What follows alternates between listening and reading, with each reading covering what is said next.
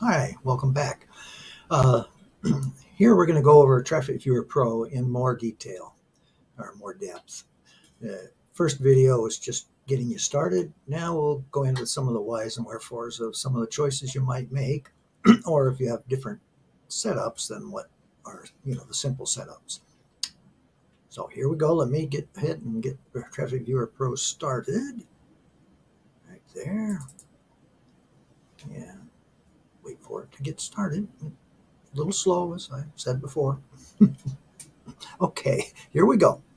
Now, when you're connecting to TrafficViewer Pro, uh, I'm going to go ahead and load a file like the one I had before. So I'm going to go to Open File, and I will pick something that's a more practical file here. Oops, we'll use this one and open him. And so here's a file of data, and let's go to Data Settings, and we're going to go over this because this is where differences might occur. For instance, in the getting started, we made no changes. However, you about 90 to 95% of all counts are just volume only counts, and they don't necessarily use two hoses. So we'll use this file, but let's just say it's a one hose setup. We'll just walk through some setups here. Okay, there's a one hose setup. So let's select one hose. You're only going to put one hose out. Select layout. And you can choose if you click over here and click on it, you can make that the B hose. So you could use either the A hose or the B hose. And here you set a direction. Westbound is as good as any, so we'll leave it at westbound. You're allowed to, the speeds don't matter here. So it's irrelevant. For volume only, you don't really need the speeds. And then you can put whatever you want for comments here. We'll just leave what he had. Down below, you'll notice when you do a single hose and you're doing volume only, the software now doesn't need to know the FHWA because you're not classifying, or the spacing of the hoses because you only have one hose, so there is no spacing. But there is this thing called edit axles per vehicle, and this tells you that we're going to use 2 hits per vehicle. More than likely, you'll never change that, but that's what it's at. There is a rare circumstance where you might want to make it something other than that. Now, the dwell is nice when you're doing just counts, volume. It's nice to keep the dwell long. 55 is our default, but that's for classification studies. But when you get to volume, you don't need those restrictions so much. And so the 140 is fine. I would say anywhere from 100 to 200, somewhere in there. If you collect data, then you might tweak on it, go back and forth a few times between the data settings and this screen to see what comes out best. But anyway, a single channel, you'll notice some changes. That data setting screen is not going to be the same. So what will happen when we hit continue with a single channel is we get a much simpler screen. There's no speed in classes because there's only a single hose, so there wouldn't be any speed in class. And it just tells you the A hose and how many counts were there and how many were there before filtering. So, and we had the same filtering we had before. So 95,000 actual hits on the hose, but only 52,000 or so are available to actually use for counting. The others have been filtered out, considered to be noise. And that's on the dwell. The longer you make the dwell, the more are going to get filtered out. In fact, let's demonstrate that just since we're doing a more in-depth here. Go to data settings, and because one channel is kind of nice to do this with. See, if I go down to 100, right now we have 52,901. If I calculate dwell, or not calculate, hit continue, it didn't change much. It went up a little bit, 53,602. So we picked up a few more counts that got thrown away, but it's very likely they were legitimately thrown away. It did up our number of vehicles slightly. Okay. All right, so you can do that. You can manipulate this if you want. Normally, once you settle on a dwell, you don't need everybody. All your data collected will be on that dwell, unless it's you change the situation considerably. Okay, that's one thing. Now, I'll just go back, continue here, and so when you do the counts only, you'll only get a simpler screen here without speed and classes, but everything else stays pretty much the same. The data settings button goes back to the data settings, the print reports. But when you do the print reports, you'll notice a considerably reduced list. The left panel stays the same, the start and stop, and setting the days and so forth, and westbound and weekly volume. So you only get two choices here. You could do a day by day report of counts or a weekly volume of counts. And so, I'm going into a little more detail here on this screen, which I kind of glossed over in getting started. And that's the start and stop of data that the counter's aware of, or that the software is aware of was in the counter. And here you can set a start time that you want the report to be for, and that'll start at midnight and go for 8 full days. So we can do that. If I just do weekly volume, if I do westbound, then it'll do 8 days of reports. I can show that real quick, and okay, one more thing to show. Let's see. So here's each day is on a page. It's kind of wasteful, but hey, it's there. Cool. If you do a weekly volume, do print reports, go instead of the daily volume, we chose weekly volume, and hit continue. And there it is in a little nicer report format, but it depends on your needs. And so we close here.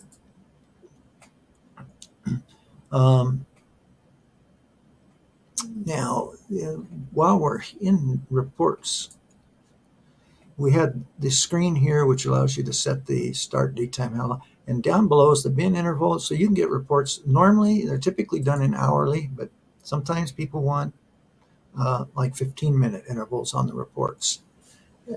In low volume applications, it wouldn't be the case, but maybe in high congested volume, high volume applications, they may want 15-minute intervals, but you can get down to 5 minutes, 5 minutes, 10, 15, and so on.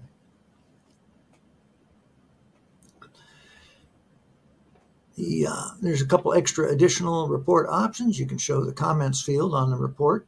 It's by default not there, but you can click on this and then the comments will show up. And that's over here, which back in the data settings screen was, oh, it won't work with this open. That's okay, no problem. And then hide the file path information.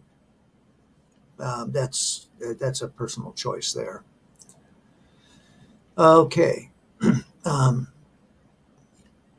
Okay, and that's print reports. Now, we also have export data.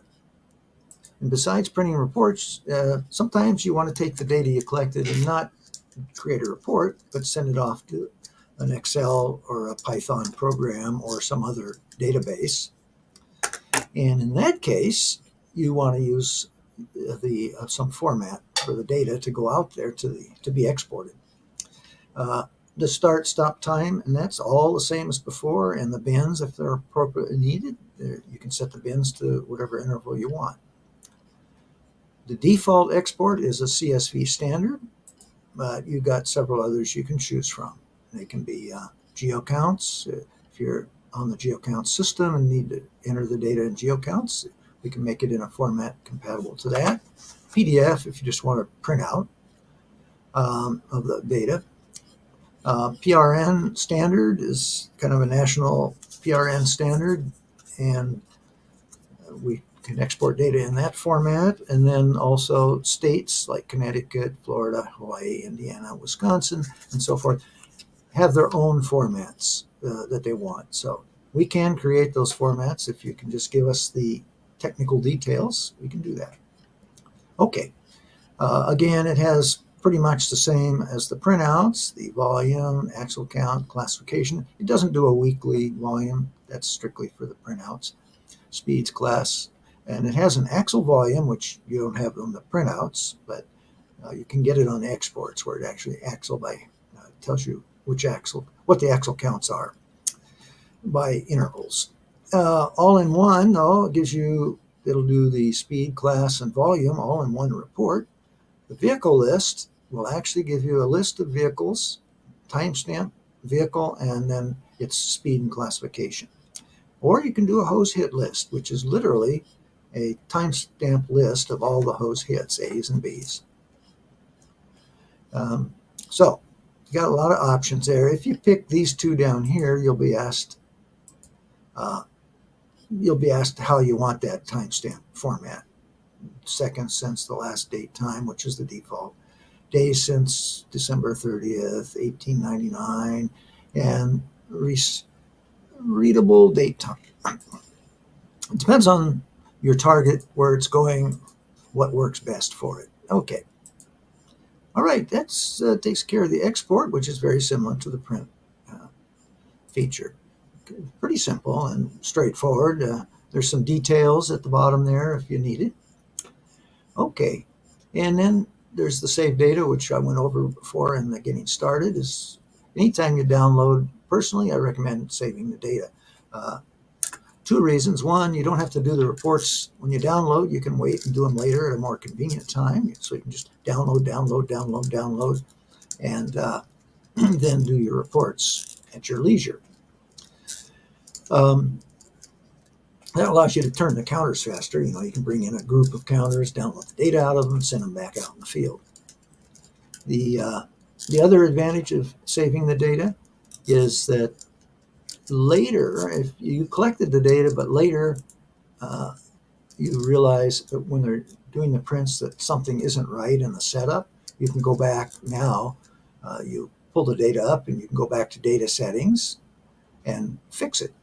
So a case in mind might be you're just doing volume only count. You put two hoses down. We haven't discussed that yet, but you put two hoses down and process it in volume only. And later somebody says, well, can you get me the speed and class of that data? And if you put the two hoses down, you can. You just have to know the spacing. Okay.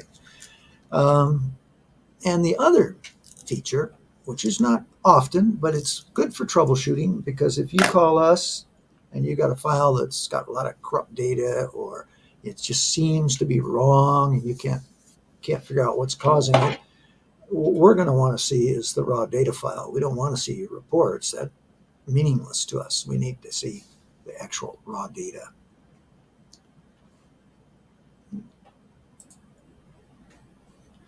And okay, so that takes care of that. I have not saved status since the last time. I didn't mean to hit that button, so I just closed out that file. But let's go ahead and work on other things here.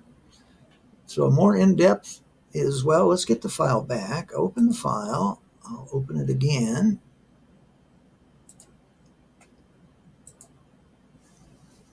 Okay, we've done everything we can do here. And the data settings screen, I think we've pretty much gone over everything, except now we did single hose.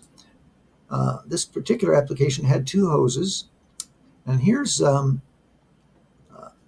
this could have been configured as, if the counter was set in a median, it could have been two hoses doing volume counts. If we select that layout, again, you won't be able to set the class or the hose spacing because they're meaningless. It does allow you to do different dwells on each channel. So if one was really low traffic and the other was higher traffic, you could differentiate them with some different dwells. Normally, you just keep the same on all of them. But if we continue this, now it's counts only, remember. But so you get a much simpler screen. You get the A hose hits, the B hose hits, and then total vehicles. And it tells you how many vehicles were on the A and how many vehicles were on the B. In our case, since A and B were together, it's going to be the same, pretty much. So uh, uh, now, one thing I do want to point out: sometimes it's a speed class report, but the counts aren't right. Like this particular example had a big hole in it of counts.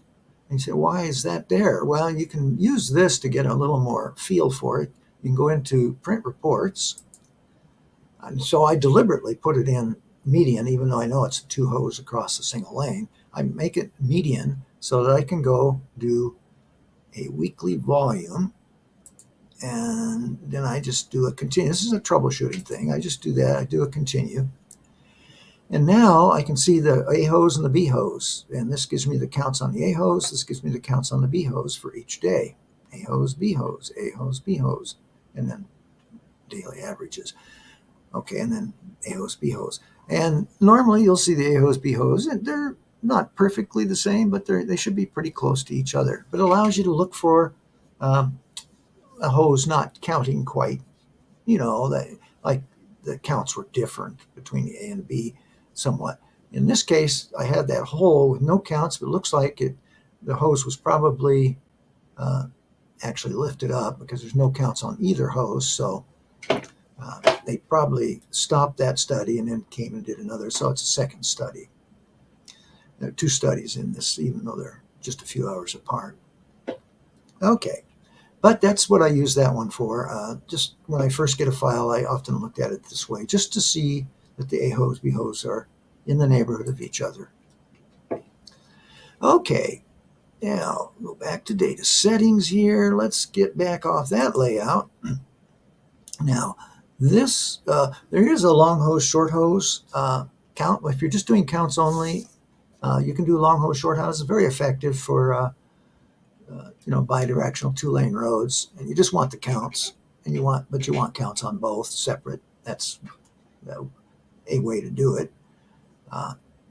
However, you could select this, and we can do bidirectional counts with two hoses all the way across, which is kind of the preferred method. But in heavy congestion, you'll want to go long hose, short hose. But in lighter traffic roads, we can select this layout. It's long hose, short hose, but we only want to do counts. We're not after speed or class. In that case, you can click spacing unknown. So, it doesn't matter how far apart you make them, as long as they're next to each other to any distance apart you want. They don't have to be a particular distance apart. You could set them 1 inch apart. You can put them next to each other even. It can resolve which one gets hit first, the A or the B. So it knows the direction. And here you do this, you set your directions one way, westbound, northbound. In this case, that wouldn't make sense. It'd probably be eastbound, eh? Okay, westbound, eastbound. And AB, again, you can go up here and change the sense of it. You can swap A and B, so B gets hit first or A gets hit first. But let's just leave it AB. Is the westbound direction, and BA would be the eastbound. Spacing unknown, and then you do have one other click over here. If it's only one direction, which in this case it would be, but you can click bidirectional, and it will actually count one lane this way and one lane that way. So without bidirectional, it'd be one direction. So these both should be, I guess, the same, westbound, westbound. Okay, if we hit continue here, you'll see that basically most of the traffic was in one direction. There were a few registered as the opposite direction. This could be, since it was a single lane, it was actually a hose across a single lane, it could be somebody coming from an opposite lane, drifting over the median, or over the line, and going in the opposite direction. That's possible. Or the other is there was just some strange congestion, and the counter wasn't able to resolve exactly what it was seeing. But in any case, so normally this would be like 0, but people do tend to drive over the line sometimes. They're not paying attention and go over your hoses in the wrong direction. So that accounts for that. All right.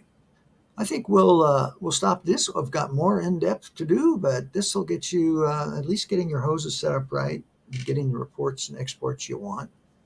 And there'll be another video going. There's got some features we haven't talked about yet. So mostly used for troubleshooting, not for day-to-day business. But in any case,